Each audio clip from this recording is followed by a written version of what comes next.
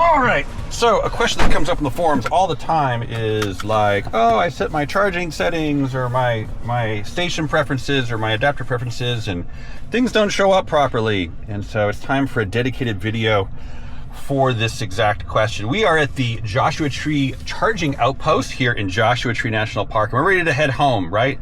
And so you have settings up here for the network. We have a Tesla account, and of course Rivian, and also we are set to hide incompatible, out of order, and low scores. But this is just what displays on the navigation. It has nothing to do with the actual route planning. If we go ahead and navigate home, there we go. Now, if we go ahead and pull this up to see our station stops, we're actually stopping in Tesla Mojave, as well as Tesla. We had a problem there, actually. We're going to not do that. And Tesla Kettleman City. But now we hit the gear down here, right? This allows you to set your preferred arrival range. Actually, I want to arrive at home with 20%. There. Gotta say the touch sensitivity is a little funky. 20%. And down here, right, avoid sites that need an adapter, yes, no, as well as Rivian Tesla. So there are two places you need to set the thing. And in fact, if you also have the exact same options in the Rivian app on your phone. And so you actually have 4 different places where you could go ahead and set these settings, right? I go to navigation. So here I can set the filter settings and stuff, right, for how things display on my phone as well. So there's 4 different places. It's really stupid. Rivian, for the love of God, people are so confused. We've seen like car reviewers doing reviews and road trips in Rivians and screwing this up. It is causing significant problems.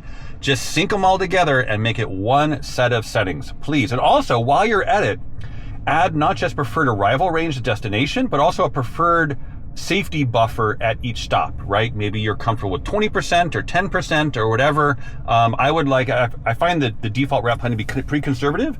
So I would prefer something that was more like 10% or so. And then even you could have an option perhaps to go ahead and adjust how much safety buffer you have based upon the score of the charger you're going to, right? So automatically if it's going to a crappy EA station in the middle of Texas. So maybe it's not a good sign for Electrify America charger when there's a bird's nest that's been built up behind the charger plug. Maybe not a good sign. Maybe not a good sign.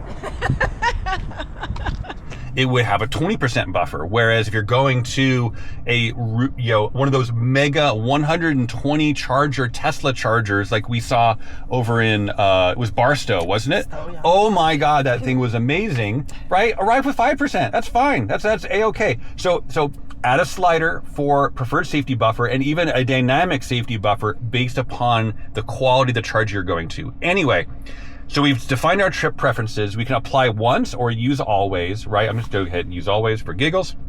And now that has now finally set the route planning. And again, that is separate and different from the network and these options up here in the navigation display section. Got it? That's the way it works. We now have, 8 hours and 13 minutes to go. 468 miles all the way back home. You want to add something? Go for it. Yeah, so I would want to add, so this looks to me that this is only display network in a map view. Right, exactly. This is the map view, those 2 buttons, but if you want to go navigation view, you have to go to what you just showed.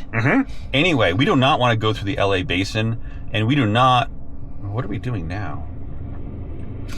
Well, now we're going to Arvin and Firebaugh because we're going through the LA basin. It was kind of funny. It was going back and forth. It was alternating, wasn't it? It was alternating, yeah. I think let's just drive out north up towards Barstow and kind of force it, and then it'll recalculate, and we'll see what happens. Yeah, it just recalculated as you were talking. It was going back and forth, so it's kind of funny. Yeah. What does this say? Like 7 hours? 8 hours, 13 minutes total. Okay, the high this way was 7 hours something. Well, that's stupid. Unless, of course, there's a truck on fire in Tehachapi. Ask me how I know. Well, it was the other direction. Hopefully there is no our direction again. We got stuck in traffic for like half hour to 45 minutes crawling up to Tehachapi, and there was a fire that had been reported eons before, and we were like, man, that's been forever. It must be an EV fire. Wow, that's not an EV. That's a whole big rig. Parts is parts. Anyway, should we hit the road? Let's do it. We are getting home at 5:30. If you're going Currently. through the basin. Yeah, screw that. Yeah. Again, we'll head up towards Barstow, and we'll rock and roll. Later.